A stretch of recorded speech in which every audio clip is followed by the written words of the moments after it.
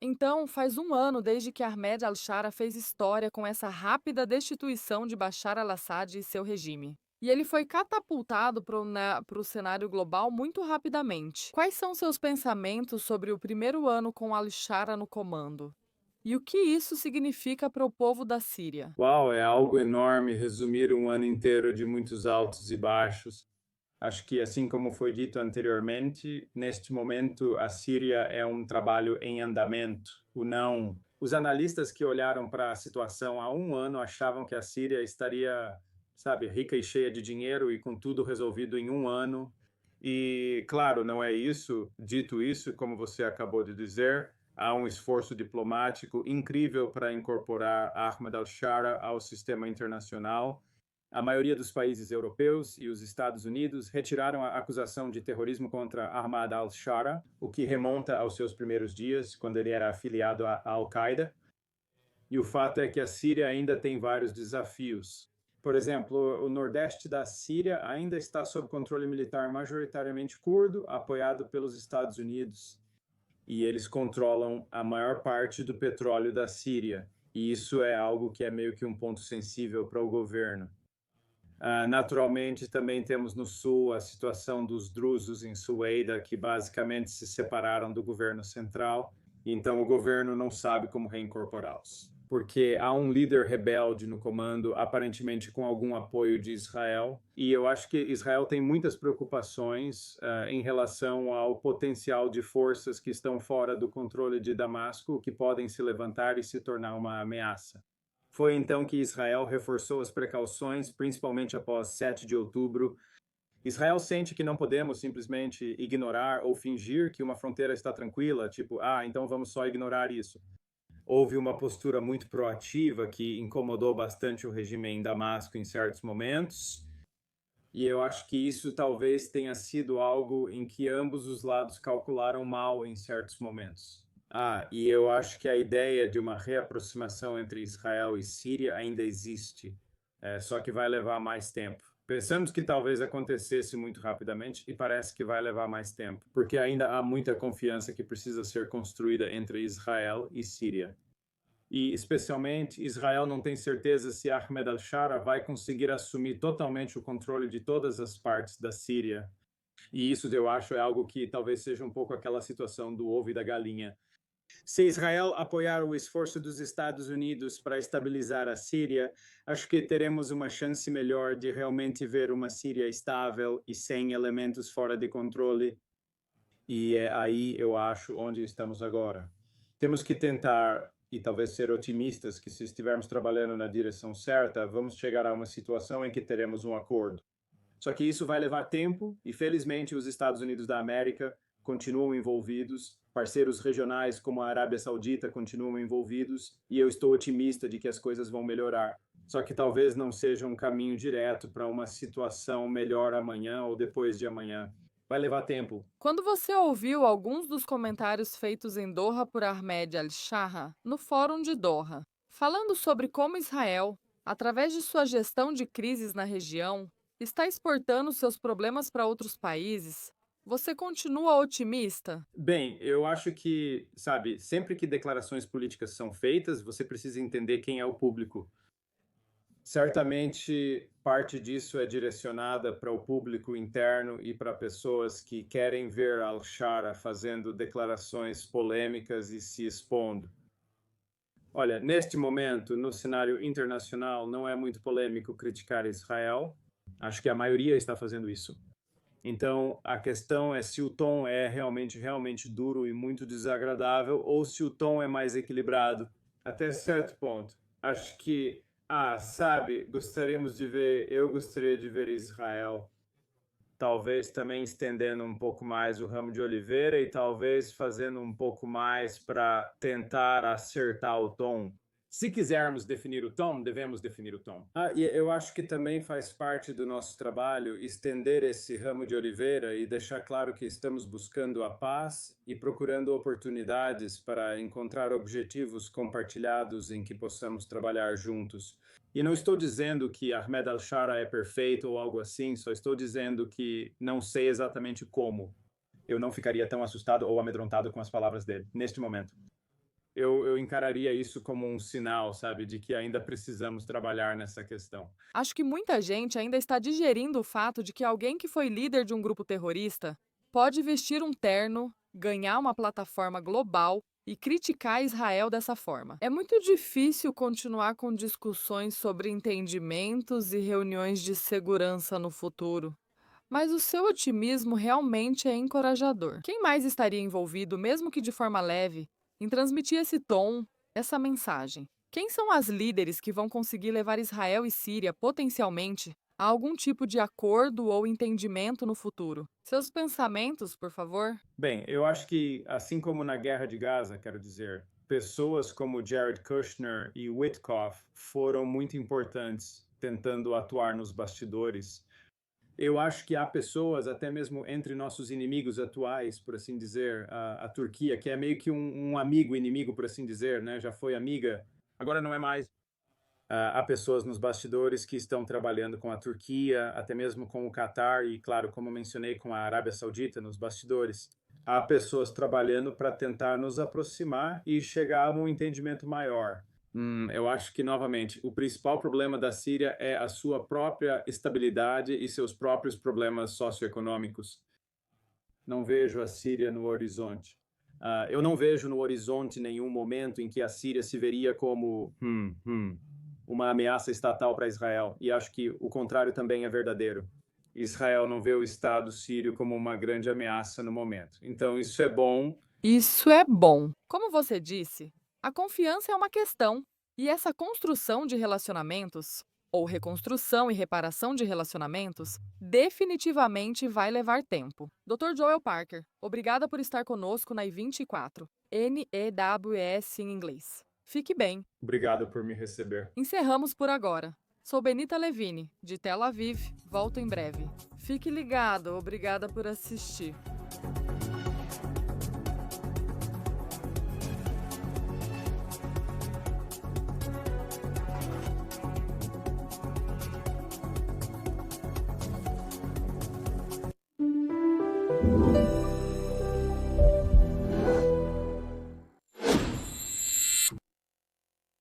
Isto aqui é confiança em um frasco. Isso me faz sentir mais confiante do que nunca.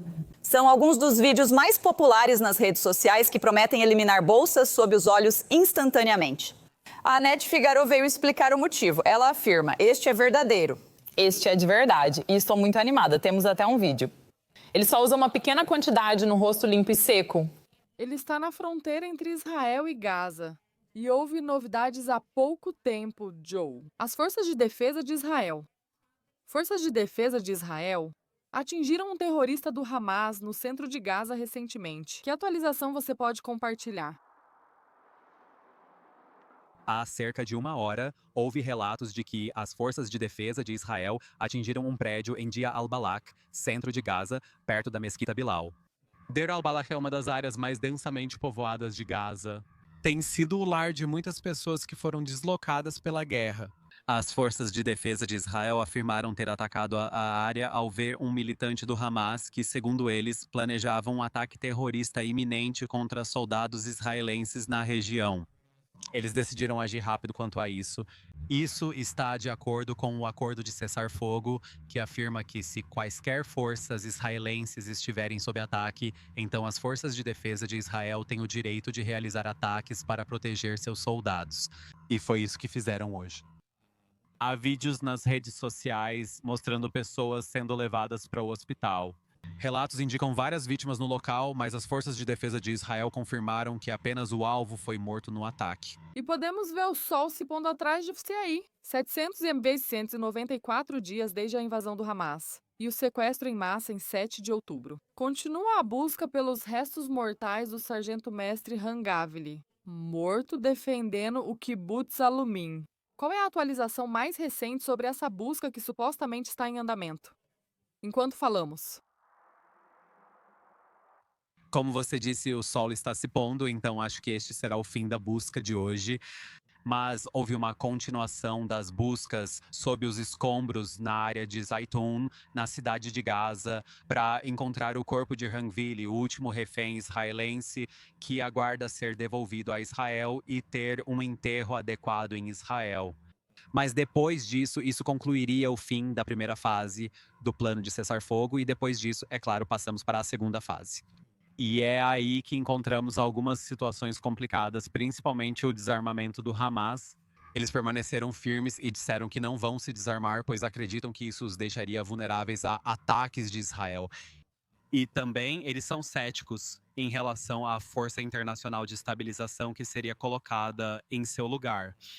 Então, talvez esse seja um dos motivos pelos quais isso tem se arrastado por tanto tempo, para que tenham tempo de se rearmar e se requalificar. Assim, quando o cessar-fogo, que parece provável que vá colapsar, de fato acabar, eles estarão preparados e prontos para lutar contra as forças de defesa de Israel. Mas até agora o cessar-fogo está intacto. Ele está se mantendo por um pouco mais do que um fio neste momento. Mas supondo que a primeira fase realmente termine com a devolução do corpo de Hanvili e a segunda fase comece, então vamos esperar para ver o que acontecerá em seguida. Para a faixa de Gaza, Ao vivo da fronteira Israel-Gaza. Obrigada, correspondente Joe Brown. Agora passando para as últimas notícias sobre o plano de paz de Washington para Gaza. O primeiro-ministro Benjamin Netanyahu se reuniu com o embaixador dos Estados Unidos da América nas Nações Unidas, Mike Waltz, em seu escritório em Jerusalém. O vice-chefe do Conselho de Segurança Nacional, Gil Reich, o embaixador israelense na Organização das Nações Unidas, Danny Dinan, e o embaixador dos Estados Unidos da América em Israel, Mike Huckabee, também estavam presentes. Agora Waltz também deve se reunir com a família de Handili, o último refém morto que ainda permanece em Gaza. E há pouco tempo, veio a confirmação do governo israelense de que o primeiro-ministro se encontrará com o presidente Donald Trump em Mar-a-Lago no dia 29 deste mês. Isso será daqui a 3 semanas. Agora vamos às novidades com o nosso correspondente nos Estados Unidos da América, Mike Wagenheim. Ele está em Washington, Distrito de Colômbia. Bom te ver, Mike. Vamos começar com a novidade que acabou de chegar. Confirmação de que Benjamin Netanyahu vai se encontrar com o presidente Donald Trump em Mar-a-Lago no final deste mês. Explique a importância do encontro e quando ele ocorrerá. Esse é o quinto encontro entre Trump e Netanyahu neste ano, sendo que os 4 primeiros foram na Casa Branca. Isso será durante os feriados, então em Mar-a-Lago, entre agora e lá, faltam apenas algumas semanas. É muito tempo, considerando possíveis mudanças como cessar-fogo e outras questões. Então, o que é relevante hoje pode não ser tão relevante em 29 de dezembro, por isso é difícil dar uma prévia precisa neste momento. Mas isso só mostra que essa é uma situação muito fluida, contínua e crítica para o presidente. O presidente Trump investiu sua reputação, basicamente muito capital político, para conseguir o cessar-fogo. Para começar, colocar o plano em prática e levá-lo à segunda fase, transformando-o em um plano de reconstrução e desarmamento. Ele trouxe o mundo inteiro e o Conselho de Segurança, sobre o qual falaremos em breve.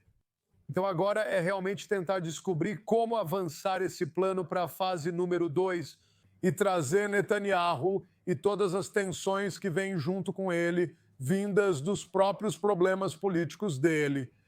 Avançar nisso em um ambiente tenso e com muitos interesses divergentes. Então esse será o principal motivo para a reunião que vai acontecer no dia 29. Como você já mencionou, o embaixador dos Estados Unidos da América, na Organização das Nações Unidas, Mike Waltz, está em Israel. Enquanto Washington continua pressionando para avançar para a segunda fase do plano de paz para Gaza. Ao mesmo tempo, como ouvimos mais cedo nessa transmissão, Israel ainda espera que o último refém falecido seja devolvido como parte da primeira fase deste plano. Sim, se você olhar realmente da perspectiva americana realista. E não é para parecer insensível, e não é para minimizar o fato de que ainda há um refém restante lá. Se alguém no governo israelense, seja o primeiro-ministro ou outro, acha que Trump dirá no fim, não podemos seguir com esse plano de paz, porque ainda há um refém morto em Gaza, isso simplesmente não condiz com a realidade. Claro, todo mundo quer ver esse último refém sendo trazido de volta, mas isso não vai ser o fim de tudo. Em relação a avançar ou não para a fase 2, há muitos outros fatores em jogo, incluindo se o Hamas simplesmente se recusa a se desarmar, o que pode dar a Israel uma justificativa, por assim dizer, para avançar para a fase 2. Mas lembre-se, Walt, faz tempo desde que um alto funcionário americano visitou Israel. Lembre-se daquela caravana interminável de Trump, Rubio, Vance, Witkoff, Kushner, todos vieram em sequência agora. Waltz, semanas depois. Mas lembre-se, trata-se basicamente de uma resolução do Conselho de Segurança apoiando o plano de paz de Trump. E agora Mike Waltz tem que responder aos seus colegas no Conselho de Segurança. Por que isso está funcionando? Por que isso está falhando? Por que isso está atrasado? Então Waltz precisa ter uma ideia melhor do que está enfrentando aqui. Ele não vai só se reunir com Netanyahu e Herzog, mas também com comandantes militares para receber informações de várias frentes. Ele também vai visitar o Centro de Comando Militar Civil lá em Kiryat Gat, tentando obter uma compreensão melhor e mais ampla dos sucessos e também dos obstáculos atuais para avançar para a segunda fase deste plano. Mike comenta sobre grandes reuniões, destacando o mecanismo trilateral. Isso fará com que os Estados Unidos, Israel e o Catar se reúnam em Nova York no domingo para reparar as relações após aquele ataque israelense em Doha, em setembro. Já será a reunião de mais alto nível entre os países desde o acordo para encerrar a guerra. Conte pra gente, o que está em jogo? Sim, estou recebendo análises divergentes sobre essa reunião em particular. E alguns estão dizendo, bem, isso é algo realmente importante e é algum tipo de avanço. Isso prenuncia o futuro que virá, mas outros dizem que não é nada demais. Israel e Catar devem buscar cooperação de alguma forma. Poxa, eles não podem continuar lidando com Trump basicamente em ambos os lados. Então é só uma maneira, essencialmente, de apaziguar Trump fazendo essa reunião. Então estou ouvindo essas duas perspectivas das pessoas com quem estou conversando e quando você recebe isso, provavelmente a verdade está em algum lugar no meio. Israel e Catar têm diferenças claras. Mas ao lidar com o plano de paz de Trump e o Oriente Médio mais amplo, Israel busca continuar integrado a uma estrutura regional maior. Quando você está lidando com a afinidade de Trump para o bem ou para o mal, geralmente para o mal com os catares, bem, você não pode continuar evitando a situação, você não pode manter todo mundo à distância. Então, parece natural, mais cedo ou mais tarde, que uma reunião desse tipo aconteça. Obrigada. Nosso correspondente sênior dos Estados Unidos da América, Mike Wagenheim, ao vivo de Washington. Agora, enquanto os reféns libertados retomam a vida em casa após sobreviverem aos horrores do cativeiro terrorista, alguns estão fazendo suas vozes serem ouvidas. Mesmo em países com populações críticas à guerra, o conflito foi iniciado pelo Hamas. No dia 7 de outubro, Ron Braslavsky foi recebido de braços abertos em Roma, onde discursou para uma multidão na conferência anual Irmãos da Itália. Nossa Emily Francis tem os detalhes. Exatamente 2 meses após ser libertado do cativeiro, Ron Braslavsky, de 22 anos, está garantindo que o mundo nunca esqueça os horrores do cativeiro do Hamas. Braslavsky foi o convidado de honra na conferência anual Irmãos da Itália de Direita em Roma. Saiba. Há 2 meses eu estava em Gaza, enterrado a 40 metros com roupas rasgadas, sem banho e comida. Hoje, olha o terno que eu visto. Tudo mudou. São apenas milagres de Deus, o Todo-Poderoso, sabe? Ele foi convidado pela primeira-ministra italiana Giorgia Meloni, que enfrenta críticas pelo apoio à guerra de Israel contra o Hamas. Saiba. No cativeiro, a Jihad Islâmica me destruía física e espiritualmente diariamente. Eles marcaram minha alma com cicatrizes físicas e espirituais. Estou tratando essas cicatrizes físicas, espirituais e emocionais com psiquiatria. Com 75% dos italianos acreditando que Israel cometeu genocídio contra palestinos e 60% defendendo o corte de relações, protestos contra Israel seguem nas ruas da Itália.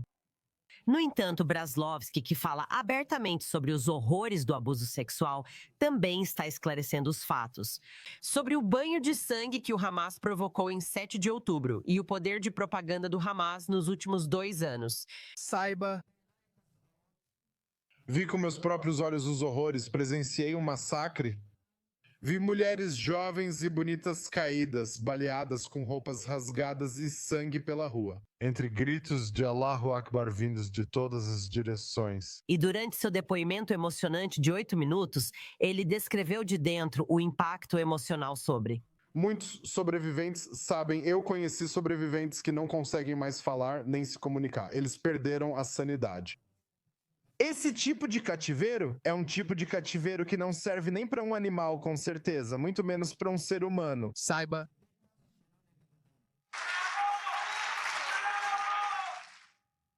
Além de horrível, as forças de defesa de Israel estão rejeitando como absurdas as alegações de que estão coletando informações sobre seus colegas americanos em reuniões na nova base dos Estados Unidos da América, no sul do país. Um novo relatório do The Guardian sugere que agentes israelenses têm realizado uma vigilância generalizada sobre as forças dos Estados Unidos da América e aliados estacionados no Centro de Coordenação Civil-Militar, ou Centro de Coordenação Civil-Militar.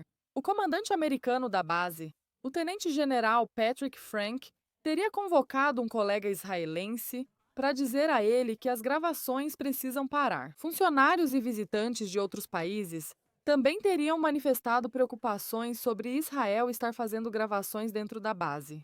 Agora, alguns foram orientados a evitar compartilhar informações sensíveis, de acordo com o Guardian. O exército israelense afirmou em comunicado que as forças de defesa de Israel documentam e resumem as reuniões das quais participam por meio de protocolos, como qualquer organização profissional desse tipo faz, de maneira transparente e acordada. Os sírios marcaram hoje o primeiro aniversário da queda de Bashar al-Assad. Enquanto a nação fragmentada luta para encontrar estabilidade e se recuperar após anos de guerra. Celebrações oficiais estão acontecendo em Damasco e desfiles também estão planejados para outras partes do país. Ariel Ozaran, repórter sênior do Oriente Médio, traz mais informações. O presidente sírio Ahmed Ashara visitou a histórica Mesquita Almiyada em Damasco na manhã de segunda-feira para participar da oração do amanhecer em celebração ao primeiro aniversário da queda do regime Assad, vestido com o mesmo uniforme que usou exatamente um ano atrás no mesmo local sagrado. Enquanto suas forças tomavam a capital síria, o líder vitorioso prometeu continuar construindo uma Síria forte e unificada. A ofensiva relâmpago começou apenas 11 dias antes. Forças rebeldes assírias lideradas por Ashara, na época conhecido como Abu Muhammad al-Julani, varreram o noroeste da Síria, surpreendendo os cidadãos e o resto do mundo. Em 27 de novembro, as forças rebeldes lançaram um ataque em grande escala contra as forças de Assad no oeste de Alepo, a segunda maior cidade da Síria, que caiu em 3 dias. Saiba você. Você, sabe, sabe você, você,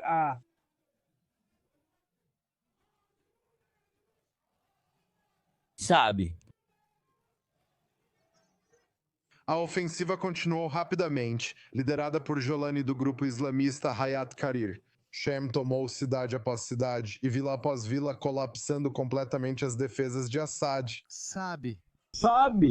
No 8º dia da ofensiva, as forças rebeldes tomaram a cidade estratégica de Hama, que as forças de Assad controlaram por mais de uma década. Caiu em 48 horas. 2 dias depois, as milícias da oposição tomaram Homs, última linha de defesa antes da capital, Damasco. Você sabe? Poucas horas depois, as forças rebeldes entraram em Damasco sem resistência e declararam vitória na televisão nacional. Sabe, você sabe, você, sabe, você sabe, você... E preservar todas as propriedades do Estado Sírio Livre. Viva a Síria Livre para todos os sírios de todas as suas origens. O presidente Bashar al-Assad fugiu para Moscou enquanto as forças rebeldes se aproximavam da cidade, deixando um palácio presidencial vazio para ser saqueado pelos cidadãos. E um vitorioso al-Jolani chegou a Damasco, marcando um rápido fim a 5 décadas do brutal regime Assad.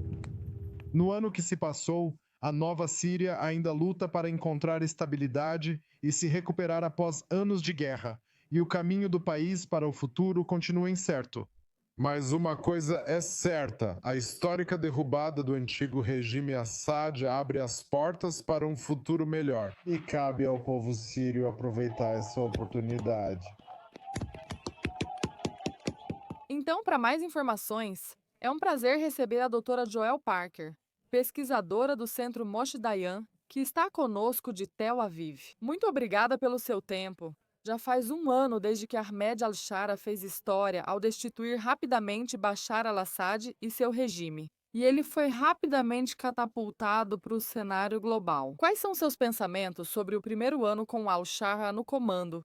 E o que isso significa para o povo da Síria? Uau, é algo enorme resumir um ano inteiro com tantos altos e baixos. Acho que, assim como foi dito anteriormente, neste momento a Síria é um trabalho em andamento.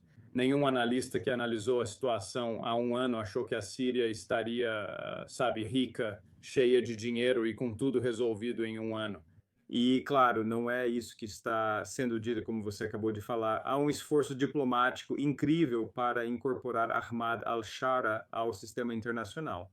A maioria dos países europeus e os Estados Unidos retiraram a acusação de terrorismo contra Ahmad al-Shara. Isso remonta aos seus primeiros dias, quando ele era afiliado à Al-Qaeda. O fato é que a Síria ainda enfrenta muitos desafios. Por exemplo, o nordeste da Síria ainda está sob controle militar majoritariamente curdo, apoiado pelos Estados Unidos, e eles controlam a maior parte do petróleo da Síria, e isso é algo que é meio que um ponto sensível para o governo. Naturalmente, também temos no sul a situação dos drusos em Soweto, que basicamente se separaram do governo central. E então o governo não sabe como reincorporá-los, porque há um líder rebelde no comando, aparentemente com algum apoio de Israel. E eu acho que Israel tem muitas preocupações em relação ao potencial de forças que estão fora do controle de Damasco, que podem se levantar e se tornar uma ameaça. E é aí que Israel tomou precauções extras, especialmente após o 7 de outubro. Israel sente que não podemos simplesmente ignorar ou fingir que uma fronteira está tranquila. Tipo, então vamos só ignorar isso.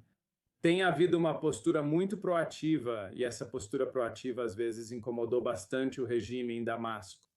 E eu acho que isso talvez tenha sido algo em que ambos os lados calcularam mal em certos momentos. E eu acho que a ideia de uma reaproximação entre Israel e Síria ainda existe, só que vai levar mais tempo.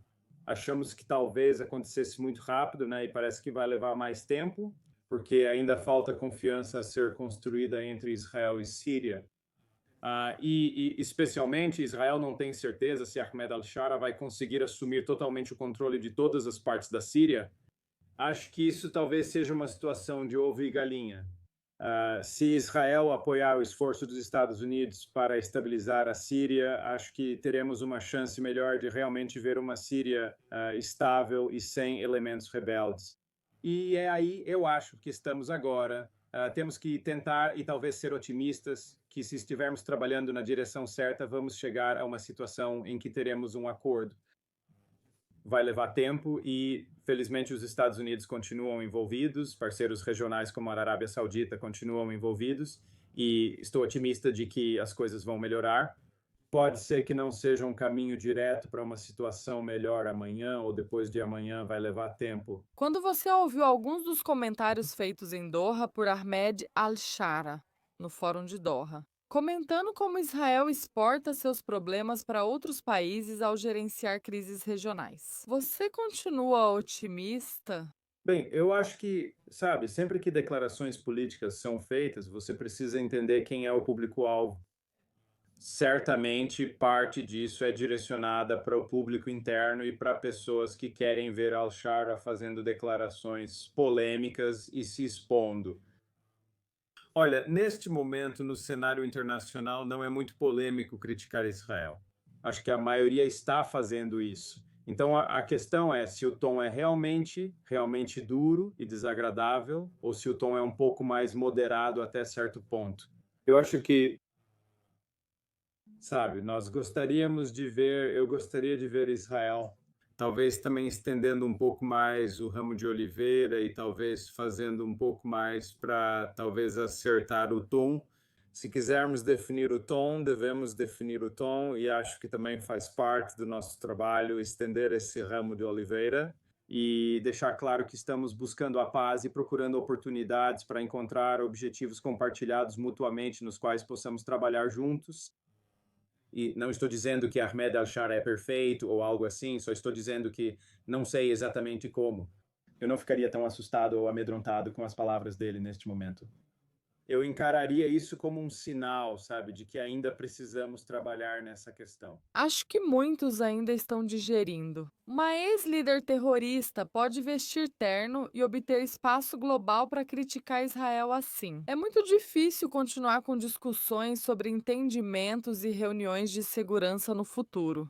Mas o seu otimismo realmente é encorajador. Quem mais estaria envolvido, mesmo que de forma leve, em transmitir esse tom, essa mensagem? Quais líderes poderão conduzir Israel e Síria a um possível acordo ou entendimento no futuro? Seus pensamentos brevemente, por favor? Bem, acho que assim como na Guerra de Gaza, pessoas como Jared Kushner e Witkoff foram fundamentais ao atuar nos bastidores, trabalhando discretamente.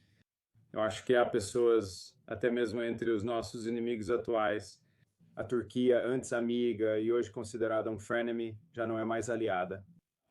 Há pessoas nos bastidores trabalhando com Turquia, Catar e, como mencionei, Arábia Saudita, nos bastidores. Há pessoas trabalhando para tentar nos aproximar e chegar a um entendimento maior. Sabe, eu acho que, novamente, o principal problema da Síria é a sua própria estabilidade e seus próprios problemas socioeconômicos. Eu não acho que a Síria, em nenhum momento no horizonte, eu não consigo ver no horizonte nenhum ponto em que a Síria se veria. Como você, uma ameaça estatal para Israel, e acho que o oposto também é verdadeiro. Israel não vê o Estado sírio como uma grande ameaça no momento. Então, isso é bom. Isso é bom. Como você disse, a confiança é uma questão. E essa construção de relacionamentos, ou reconstrução e reparação de relacionamentos, definitivamente vai levar tempo. Dr. Joel Parker, obrigada por estar conosco na i20N4 News. Fique bem. Obrigado por me receber. Encerramos por agora. Sou Benisa Levine, em Tel Aviv. Voltamos já, fique ligado. Obrigada por assistir.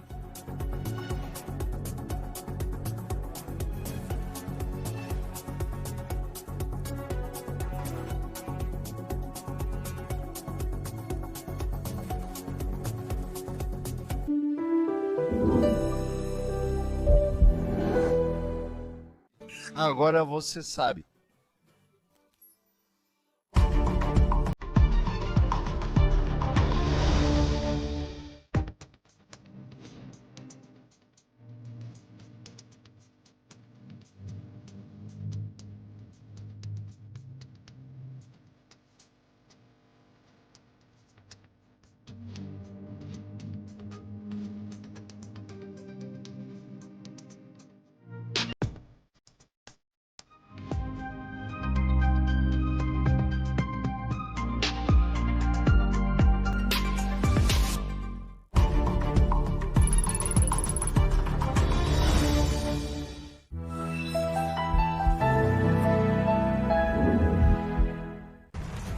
O dia 7 de outubro desencadeou uma cadeia de eventos. Hoje, os inimigos de Israel estão muito enfraquecidos, mas ainda não derrotados, e o equilíbrio de poder está mudando.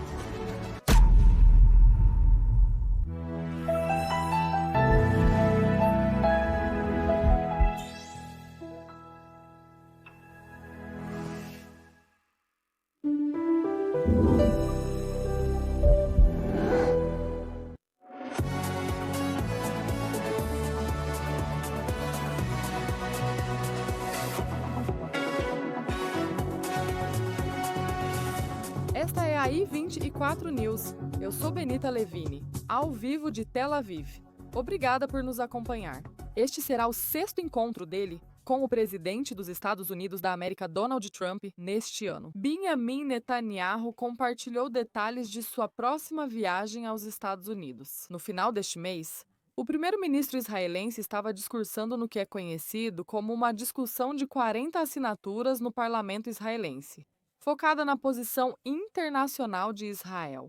Durante a sessão, que envolveu gritos constantes dos membros do Knesset, Ele falou sobre sua viagem aos Estados Unidos daqui a 3 semanas. No final do mês, irei aos Estados Unidos para mais um encontro com meu amigo, o presidente Trump. Este será meu 6º encontro com o presidente dos Estados Unidos desde que ele assumiu em janeiro, mais do que qualquer outro líder mundial. Antes de cada encontro, há um ritual fixo. Vocês vêm, avisam e reclamam que um confronto diplomático e uma rendição de Israel são esperados após cada reunião. Vocês ficam desapontados porque os resultados surpreendem vocês repetidas vezes? Com os Estados Unidos não é preciso concordar sempre. Quando necessário, defendo nossos interesses vitais. Nem sempre é necessário, mas quando é, sim. Estados Unidos e Israel são países independentes. Temos uma relação mútua baseada em valores e interesses compartilhados que só se tornaram mais intensos. Israel não tem aliado melhor do que os Estados Unidos. E os Estados Unidos não têm aliado melhor do que Israel. Quero lembrar o que Pete Hegseth, secretário de Guerra dos Estados Unidos da América, disse recentemente. Ele afirmou que o presidente Trump só apoia países fortes que se ajudam, como Israel. Também mantemos contato contínuo com outra potência mundial, a Rússia. Falo regularmente com o presidente Putin. Esse relacionamento pessoal de décadas serve aos nossos interesses, inclusive agora, nas tentativas de impedir que protejamos nossa fronteira norte. E isso, é claro, não vai acontecer. Sabem disso, não é? Para mais informações, recebemos no estúdio o analista de segurança Jonathan Regev. É um prazer revê-lo. Agora é oficial. Benjamin Netanyahu estará em Mar-a-Lago no fim do mês para mais um encontro com o presidente dos Estados Unidos da América focado em segurança. Jonathan, qual é a sua opinião sobre o que acabamos de ouvir agora?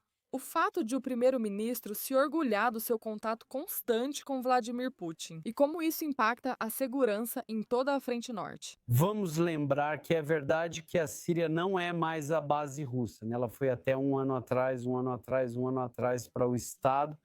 8 de dezembro foi o dia em que, você sabe, Al-Julani assumiu o controle na Síria, mas os russos ainda têm presença lá.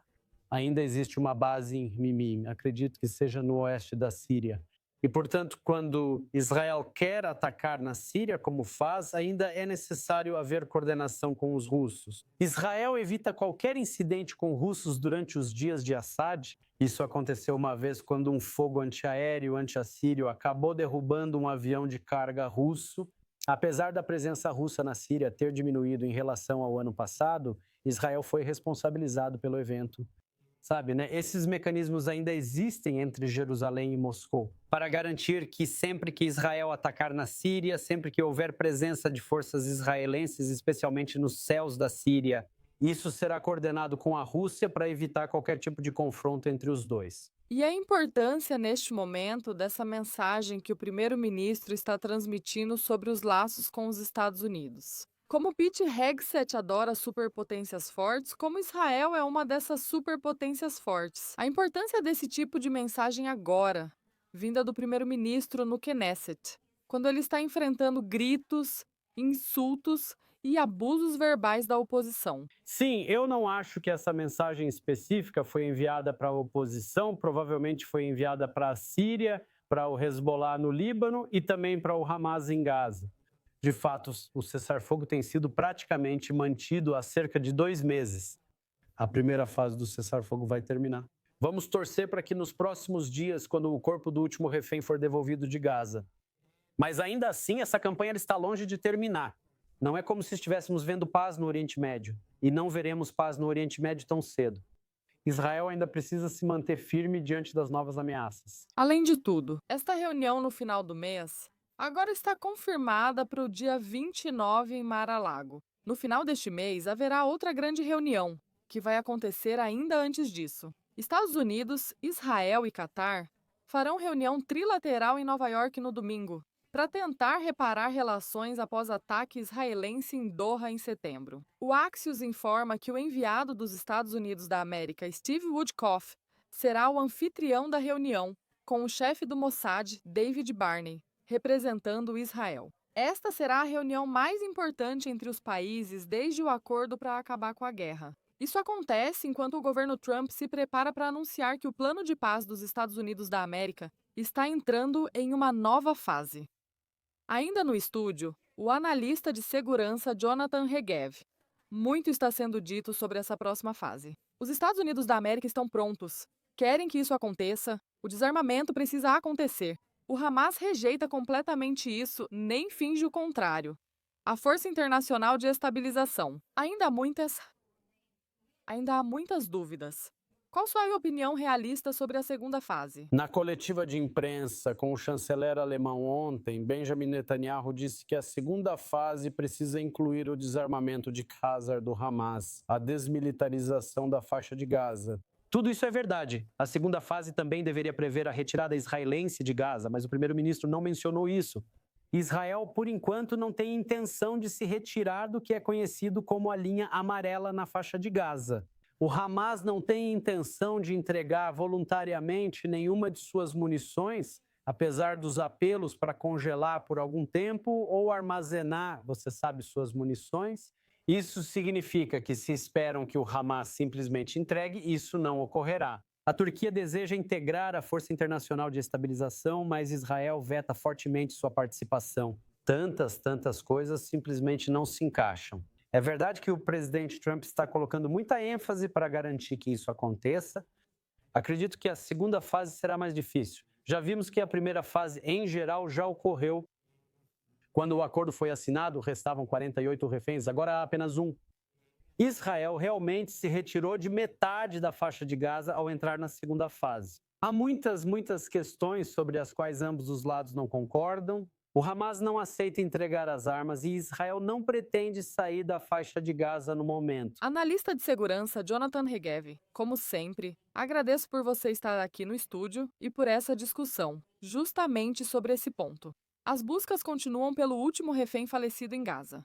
O Hamas e a Cruz Vermelha estão trabalhando para localizar os restos mortais do sargento-mestre da polícia Hangavili, na cidade de Gaza. O jovem de 24 anos, da Unidade de Patrulha Especial de Elite, morreu defendendo seu kibbutz em 7 de outubro. Agora, como temos discutido aqui no estúdio, todos os reféns vivos e os mortos por terroristas deveriam ter sido devolvidos juntos na primeira fase do Plano de Paz de Donald Trump, há quase 2 meses. Então, vamos mais uma vez ao correspondente Joe Brown. Ele está na fronteira entre Israel e Gaza. Vamos começar, Joe, com imagens dramáticas das Forças de Defesa de Israel. Forças de Defesa de Israel. Mirando um terrorista do Hamas no centro de Gaza há poucas horas. Quais atualizações e confirmações você pode compartilhar? As forças de defesa de Israel confirmaram nesta tarde um ataque em Deir al-Balah, centro de Gaza, área densamente povoada. E eles disseram que isso aconteceu porque acreditavam que esse militante do Hamas, que eles afirmam ter matado, estava planejando um ataque iminente contra os soldados das forças de defesa de Israel, que ainda estão posicionados dentro da faixa de Gaza. Agora, isso não é considerado uma violação do acordo de cessar-fogo, porque foi acordado tanto por Israel quanto pelo Hamas. Se houver qualquer coisa que Israel considere uma ameaça real para si, então eles tentarão atacar os terroristas, e foi isso que fizeram hoje. Havia vídeos nas redes sociais de Abalak mostrando pessoas sendo levadas para hospitais, imagens muito fortes. Então, não tenho 100% de certeza se elas estavam mortas ou vivas e precisando de tratamento. Mas a mídia palestina tem dito que há várias vítimas nisso. E a ideia de confirmar que um deles, o militante do Hamas, foi morto no ataque. Enquanto isso, seguem as buscas pelos restos do sargento-mestre Hangavili Hamas, com possível envolvimento da Cruz Vermelha. Que novidades você pode compartilhar? O que está descobrindo? Só para continuar o que você dizia sobre o fim da fase 1, infelizmente parece que isso vai continuar por mais um dia. A Al Jazeera informou que o Hamas e a Cruz Vermelha encerraram as buscas, pois é provável que o corpo de Hangavili esteja escondido sob os escombros na área de Zaitun, na cidade de Gaza, na parte norte da faixa. Por causa da falta de luz solar, é quase impossível, salvo algum milagre, que eles consigam encontrar o corpo. Mas a mãe de Hangavili disse que não só quer o filho de volta para si mesma para poder lhe dar um enterro digno, mas também é importante para o Estado de Israel para que o povo finalmente possa encerrar esse capítulo dos reféns na faixa de Gaza, que já dura mais de 2 anos. E o que vem a seguir? A fase 2? Mas como você mencionou antes, há alguns desacordos tanto do lado israelense quanto do lado do Hamas sobre qual caminho seguir a partir daqui. Não parece que Israel vá se retirar. O Hamas também está relutante em entregar suas armas e eles também estão céticos em relação à força internacional de estabilização que assumiria o lugar deles. Benjamin Netanyahu, dizendo repetidas vezes que se o Hamas não se desarmar voluntariamente, ele fará isso do jeito difícil, em vez do jeito fácil. Então, tudo isso ficará em espera por enquanto, já que o corpo de Hanvili, o último refém mantido em cativeiro, não será devolvido hoje. Correspondente Joe Brown na fronteira entre Israel e Gaza, obrigada. De uma fronteira para outra. O Ministério da Defesa anunciou o início oficial das obras nos 2 primeiros trechos de uma barreira de segurança aprimorada na fronteira de Israel com a Jordânia. Os trechos, que totalizam cerca de 80 quilômetros de extensão, estão localizados na parte norte da fronteira. O projeto para modernizar a cerca de Israel, ao longo dos 425 quilômetros de fronteira com a Jordânia, desde as dunas de Samara ao norte de Eilat, passando pela Cisjordânia até o sul das colinas de Golã, deve custar cerca de 17 bilhões de dólares. Você sabe, analista de segurança Jonathan Hegg, o que significa essa barreira? Há tantas preocupações neste momento, em tantas frentes diferentes. Fale para a gente sobre essa modernização. Sim, a fronteira com a Jordânia é considerada e realmente é a fronteira da paz, pois há relações pacíficas com o país, relativamente falando. E é verdade que o exército jordaniano está fazendo muito esforço para garantir que essa fronteira permaneça assim. Eu não vou dizer pacífica, vou dizer tranquila, mas outros fatores estão tentando usá-la para contrabando de armas, como você disse. Parte dessa fronteira passa pela Cisjordânia, a rota mais próxima para contrabandear armas para Nablus, Jenin e outras cidades da região. E os contrabandistas e os outros fatores que operam do outro lado da fronteira usam o fato de que não há uma cerca muito grande ou um muro muito grande nessa fronteira. É considerada uma fronteira de paz e Israel confia no exército jordaniano para mantê-la tranquila, mas isso não basta. E são centenas e centenas de milhas de fronteira aberta. E saiba, a menos que haja algum muro para, não vou dizer parar, mas pelo menos diminuir a quantidade de armas sendo contrabandeadas. Eles vão continuar vindo. Quase toda manhã o exército anuncia que impediu o contrabando de armas para Israel, o que é ótimo. Quando você vê o que foi frustrado, tem que pensar na quantidade de armas que não foram interceptadas. Portanto, saiba, você sabe, essa é uma questão que precisa ser resolvida. Nem mesmo as fronteiras tidas como de paz com o Egito e Jordânia são realmente pacíficas. Analista de segurança Jonathan Hegg, agradeço sempre suas atualizações e insights. Obrigada, Jonathan. Um ano após o frágil cessar-fogo entre Israel e o Hezbollah, moradores do norte de Israel retornam lentamente para casas, muitas vezes destruídas e ruas silenciosas. Mais detalhes nesta reportagem de nossa correspondente Nasri Nasser. Saiba mais na cidade mais ao norte de Israel, Mitula. Ilan Rosenfeld examina o que um dia foi o trabalho de sua vida. O incêndio causado pelos foguetes destruiu seu café, fazenda e chalés, forçando-o e milhares a fugir. Disse, porque aí você fica com isso. Esse negócio foi atingido por foguetes. Tudo queimou. Tudo o que eu tinha, tudo o que eu economizei, tudo o que eu construí, tudo queimou. Cerca de 55 mil moradores já retornaram, de acordo com autoridades israelenses, mas comunidades como Mitula continuam meio vazias. 60% das casas aqui foram danificadas. Muitas outras foram deixadas para apodrecer durante meses de guerra. Líderes locais dizem que a reconstrução vai levar anos, mesmo com o financiamento do governo sendo lento e contestado. Todo dia eu acordo e só tenho lágrimas. A situação de segurança está começando a se deteriorar novamente. Mal consigo sobreviver ao dia de hoje. Não há nada. Agora a situação está segura. Do outro lado da fronteira, Israel continua atacando o que diz serem posições do Hezbollah no sul do Líbano. O Hezbollah, ainda armado, não cumpriu as condições de desarmamento do cessar-fogo. O ex-Leva Weinberg voltou com sua esposa e 3 filhos, mas, como muitos, ele questiona se foi a decisão certa. Quando eu ensino minha filha a andar de bicicleta, o pessoal do Hezbollah fica nos vigiando. Quando voltamos para Mitula, dizemos, ok, estamos voltando. Queremos fechar um ciclo porque partimos. Foi às pressas e não do jeito certo. Agora pensamos que talvez não seja bom ficarmos aqui. As escolas continuam parcialmente fechadas, as famílias ainda hesitam em voltar. A economia, antes baseada no turismo e na agricultura, está lutando para se recuperar. Autoridades afirmam que o desafio agora é reconstruir não só casas, mas também a confiança. E enquanto o cessar-fogo se mantém, pelo menos no nome, se não na certeza, cidades do norte de Israel tentam reconstruir uma vida normal à sombra de uma fronteira onde a paz continua frágil. É isso, é isso. Voltando nossa atenção para o trauma agora. Como enfrentá-lo? Como tratá-lo? Enquanto Israel tenta lidar com a maior crise de saúde mental da história do país, saindo de sua guerra mais longa. A exposição prolongada ao trauma, combinada com graves problemas no sistema de saúde mental, transformou Israel em um estudo de caso internacional. Uma nação onde a saúde, a educação, o trabalho e a vida em comunidade são todos diretamente impactados pela tensão psicológica coletiva.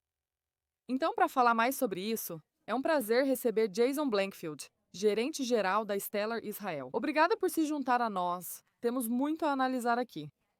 Israel é um caso de teste complexo. Dada a dimensão do problema ao longo desta guerra, um dos muitos desafios neste momento é, obviamente, o transtorno de estresse pós-traumático, que afeta não apenas soldados e reservistas, mas também suas famílias. Fale para nós sobre esses desafios. Eu também diria, em primeiro lugar, obrigado por me receber. Mas eu também falaria sobre os sobreviventes do Nova, né? Os evacuados, os civis do norte e do sul, e de todo Israel que tem lidado com essa situação. É muito, muito complexo, e eu chamo isso de a guerra silenciosa do trauma. Estamos em uma transição, sabe? Para ser pós-traumático, você precisa ser pós alguma coisa, e parece que estamos nessa transição, saindo do que foi essa luta pesada nessa guerra para realmente conseguir processar o que aconteceu conosco, como nação, como povo, como comunidade e como indivíduos. Estamos nos dedicando muito para oferecer acesso rápido a tratamentos comprovados por evidências, para que as pessoas possam aprender que esses tratamentos não só existem, mas também têm resultados clínicos incríveis. Esse é um conceito tão amplo. Falando sobre tratamentos, eu entendo. Os tratamentos que você faz foram aprovados pelo Departamento de Reabilitação do Ministério da Defesa. E centenas de soldados da reserva já os receberam, com 70% de sucesso. Conte-nos mais. É realmente notável. Na verdade. É chamado de bloqueio do gânglio estelar, ou bloqueio do gânglio estelar. É um procedimento médico que leva de 5 a 10 minutos, mas uma coisa que acontece, você falou sobre transtorno de estresse pós-traumático como um transtorno. Hoje sabemos com certeza que não é apenas uma questão psicológica. Mudanças biológicas, físicas e fisiológicas ocorrem no cérebro e são altamente tratáveis. Uma das coisas que acontece é que o sistema nervoso simpático, responsável pela resposta de luta, fuga ou congelamento, ele fica preso em modo de sobrecarga e causa coisas como dificuldade para dormir, hipervigilância, batimento cardíaco acelerado, todas aquelas coisas que sabemos que estão conectadas ao pós-trauma. Ao aplicar um pouco de anestésico local nos nervos do gânglio, na base do pescoço, é possível reiniciar esse sistema como se fosse um computador travado. Gritar com ele ou bater no teclado não adianta. Só reinicia o sistema ao segurar o botão por tempo suficiente. Você pode diminuir a intensidade dos sintomas do trauma. Então você pode usar outras terapias alternativas para combinar, como a terapia psicológica com seu psiquiatra, para conseguir ver resultados muito, muito mais eficazes. Quão perigoso é esse tratamento? Parece uma parte do corpo muito sensível. Os riscos, veja bem, o risco de dirigir até o local para fazer o tratamento neste país é muito, muito maior do que o próprio tratamento. É um anestésico local famoso, o mesmo usado pelo dentista. O perfil de segurança desse tratamento é incrivelmente alto e é por isso que ele recebeu o selo de aprovação do Ministério da Defesa. O Ministério da Defesa divulgou agora números impressionantes. Desde o início da guerra, 22 mil pessoas foram reconhecidas como veteranos deficientes ou com ferimentos. 58% desses casos foram de transtorno de estresse pós-traumático ou outros desafios de saúde mental. Em 2028, eles preveem que 10 mil pessoas serão reconhecidas pelo Ministério da Defesa, metade por questões de saúde mental. Assim que esses tratamentos forem reconhecidos como seguros e eficazes, precisamos melhorar muito no acesso e tratamento rápido dessas pessoas.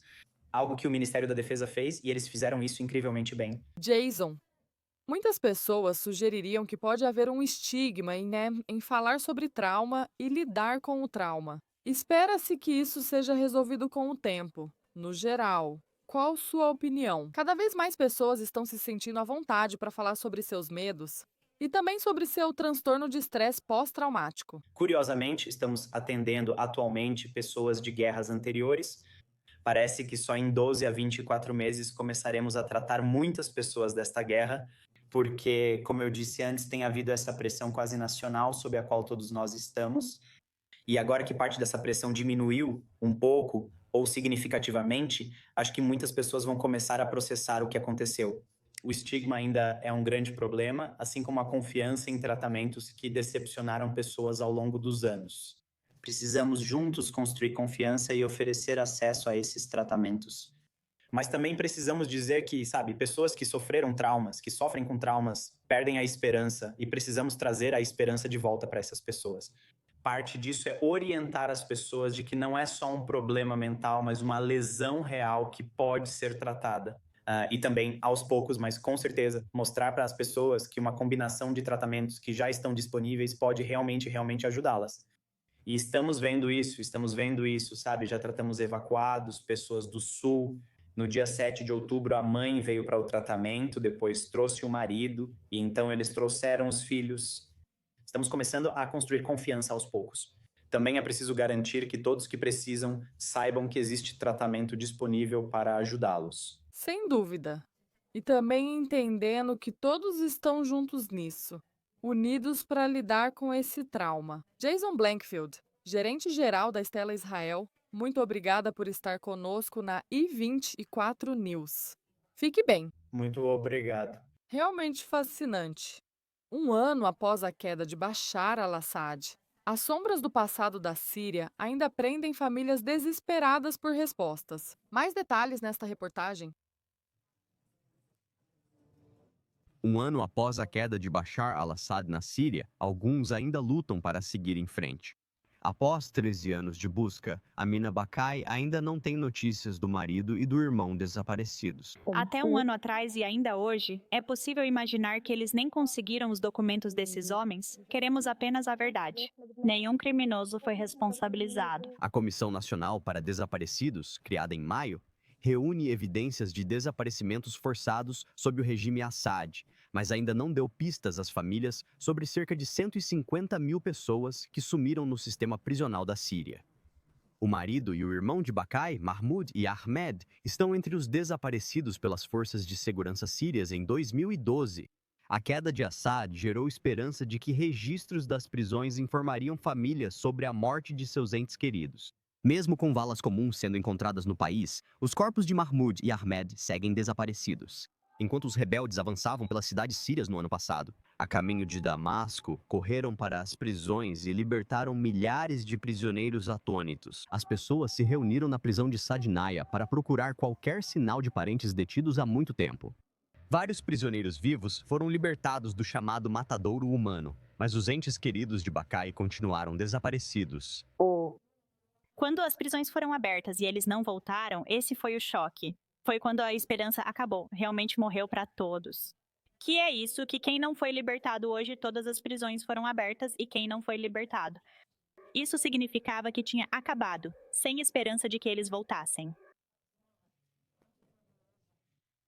Sem novidades da Comissão Nacional, Bakai se concentrou em sua busca online, analisando fotos de detentos mortos e documentos prisionais divulgados por veículos sírios que acessaram prisões e setores de segurança após a queda de Assad. No próximo ano, a comissão pretende lançar um banco de dados com todos os desaparecidos, usando registros de prisões, exumações e identificação de restos mortais.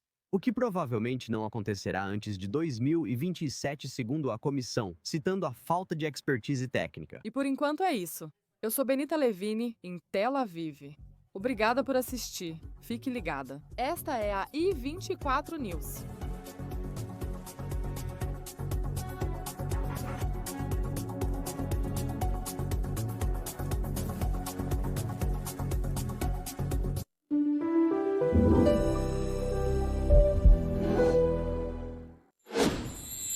Isso me faz sentir muito mais confiante do que jamais me senti. Eles são alguns dos vídeos mais populares nas redes sociais, aqueles vídeos que afirmam eliminar instantaneamente as bolsas sob os seus olhos. A Nete Figueroa vai explicar o motivo. Ela afirma: este é verdadeiro. Este aqui é de verdade e eu estou tão animada. Nós até temos um vídeo.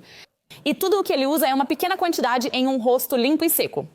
Ele firma e levanta a aparência das bolsas sob os olhos. Fiz isso no meu pai.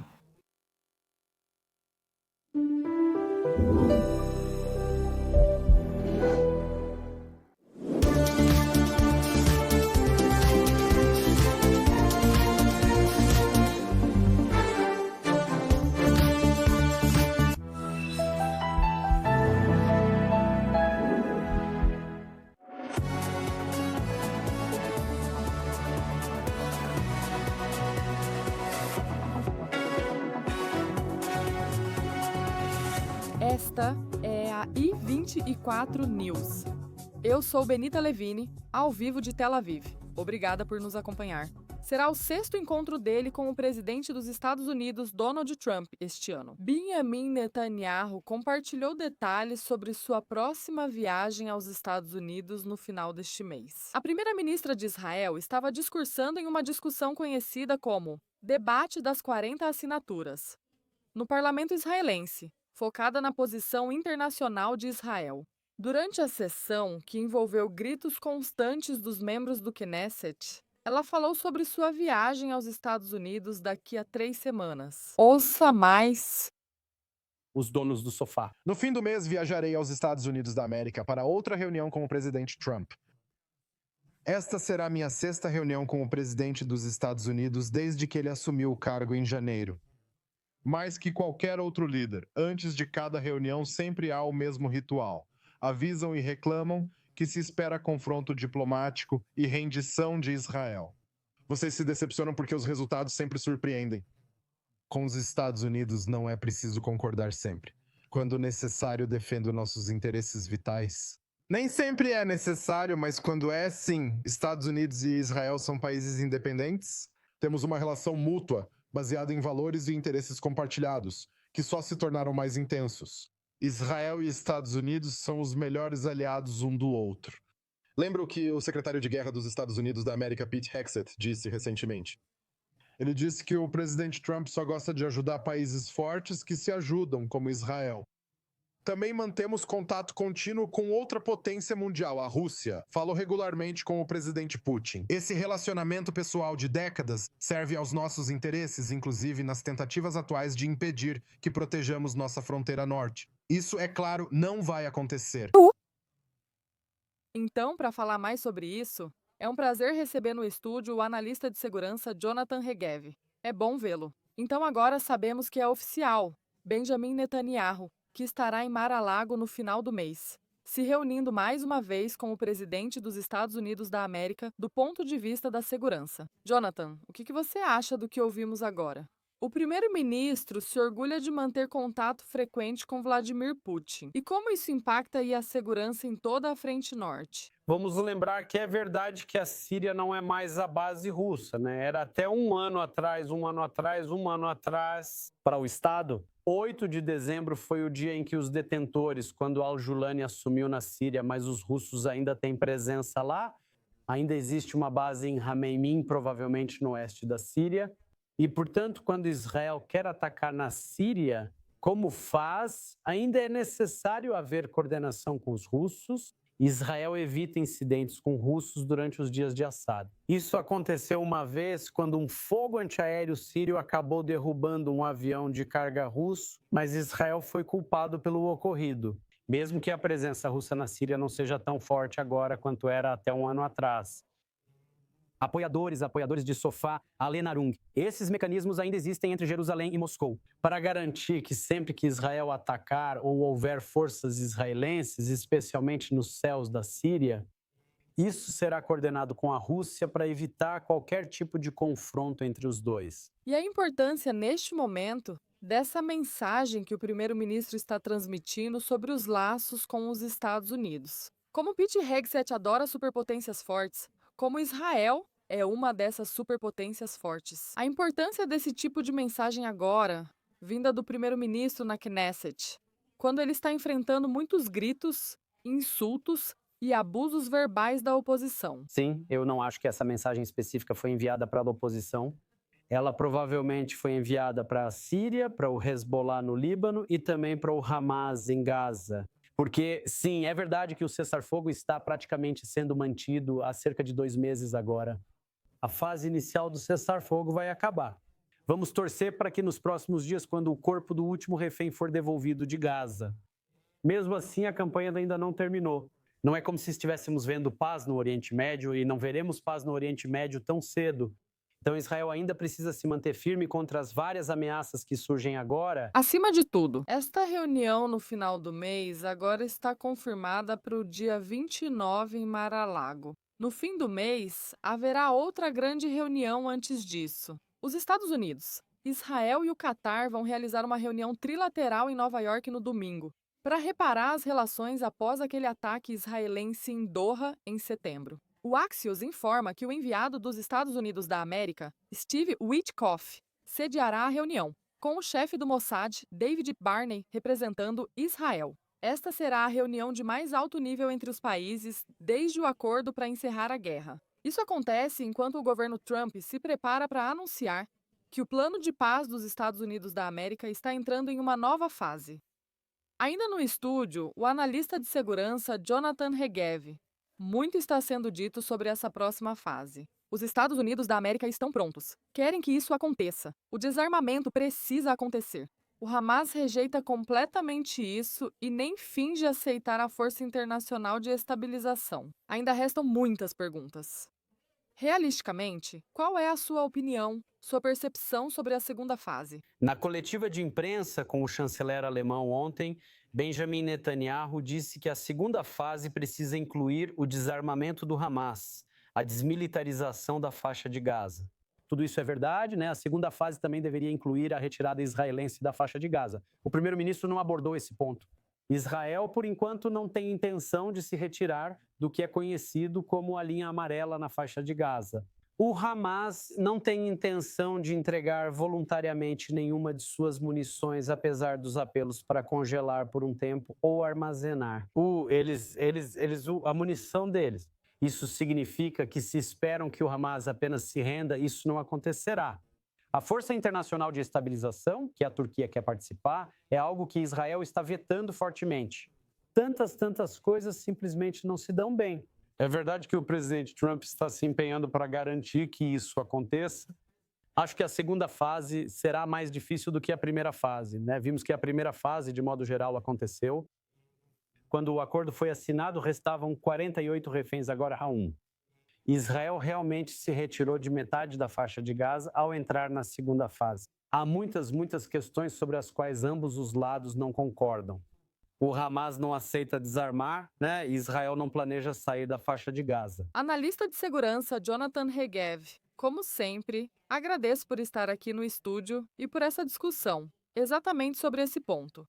As buscas continuam pelo último refém falecido em Gaza. O Hamas e a Cruz Vermelha estão trabalhando para localizar os restos mortais do sargento-mestre da polícia Hangavili na cidade de Gaza. O jovem de 24 anos da Unidade de Patrulha Especial de Elite morreu defendendo seu kibbutz em 7 de outubro. Agora, como temos discutido aqui no estúdio, todos os reféns vivos e os mortos por terroristas deveriam ter sido devolvidos juntos na primeira fase do plano de paz do presidente Donald Trump, há quase 2 meses. Então, vamos mais uma vez ao correspondente Joe Brown. Ele está na fronteira de Israel com Gaza. Vamos começar, Joe, com imagens dramáticas das forças de defesa de Israel atingindo um terrorista do Hamas no centro de Gaza há poucas horas. Qual a atualização? Pode compartilhar? O que foi confirmado? Mais cedo hoje, as forças de defesa de Israel confirmaram um ataque em Deir al-Balak, área densamente povoada no centro de Gaza. Eles disseram que isso ocorreu porque acreditavam que o integrante do Hamas, que afirmam ter matado, planejava um ataque iminente contra soldados das forças de defesa de Israel, ainda na faixa de Gaza. Agora, isso não é considerado uma violação do acordo de cessar-fogo, porque foi acordado tanto por Israel quanto pelo Hamas. Se houver qualquer coisa que Israel considere uma ameaça real para si, então eles tentarão atacar os terroristas. E foi isso que eles fizeram hoje. Havia vídeos nas redes sociais do Al-Bala mostrando pessoas sendo levadas para hospitais, imagens muito fortes. Então, eu não tenho 100% de certeza se elas estavam mortas ou vivas e precisando de tratamento. Mas a mídia palestina tem dito que há várias vítimas nisso e a ideia de confirmar que um deles, o militante do Hamas, foi morto.